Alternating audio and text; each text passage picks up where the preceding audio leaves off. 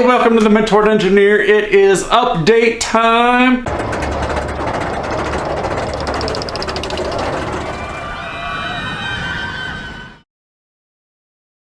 We are excited to be as far as we are. By we, I mean pretty much me.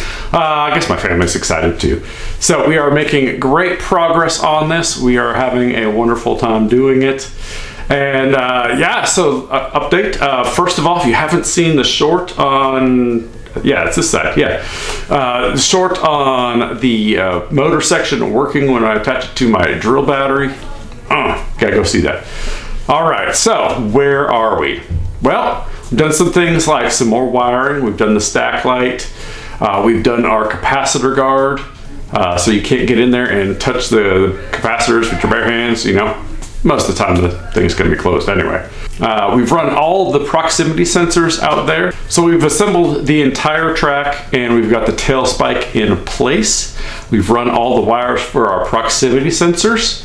And man, we're getting close. We got them all in conduit. We're ready to pull the wires through to the box once we get the box mounted. Man, it's cool. So we've got the cart assembled. It's almost ready. We've got some more work to do on the foot guard.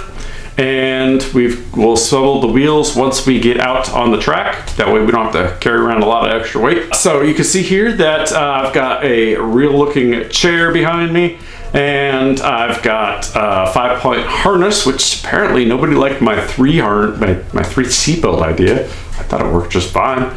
And it also allows you to bend your knees so that they aren't flat. So people thought I was going to snap my legs the wrong way, which I thought it was okay. Maybe some people who wrote it didn't like it, but I thought it was okay. So we do have one big issue, and that is with our 24-volt power supply and our 12-volt power supply. They're not playing nicely together.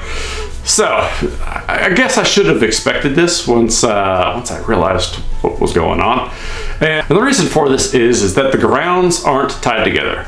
So when we rectify two voltages, in this case 120 volts and 24 volts, we're going to have obviously the two ranges, and one's going to be 5 times bigger than the other.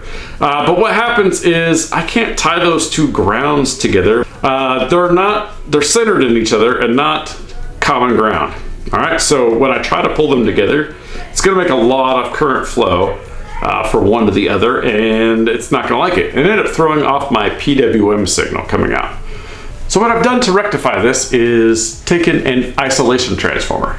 And this is a transformer with the same number of winding on each side. So I get 120 volts input, and I'm going to get 120 volts output.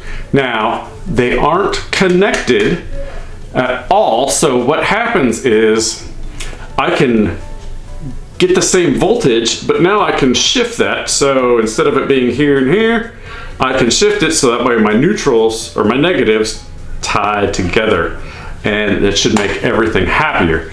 If that doesn't work, I think I got another trick up my sleeve, but we'll worry about that later. Okay, so next steps, obviously we got to get that done. I've ordered a part. Hopefully it'll be here next week. I've got some Bondo work to do on my foot guard. I've got another piece that needs to go in there, and then some guards on the back so that you can't touch your hands to the wheels or the track. But we're getting close. And the last thing we need to do is finish supporting the track, which I hope to have done by the end of this week. Maybe even done by the time this thing is published. We'll see. Well, that's all for this wrap up today. Take a second to like, share, and subscribe. Man, I'm just wondering why people don't subscribe, but they watch this. So, and then people who do subscribe don't watch it. Makes no sense to me. Anyway, leave a comment. We still need a name for this coaster. All right, the current best-selling thing is Whiplash 2000. It could be 2025, but you know, we'll go with 2000. Well, that's all that we have for today. Please have a great day. Thanks for watching the Mentored Engineer.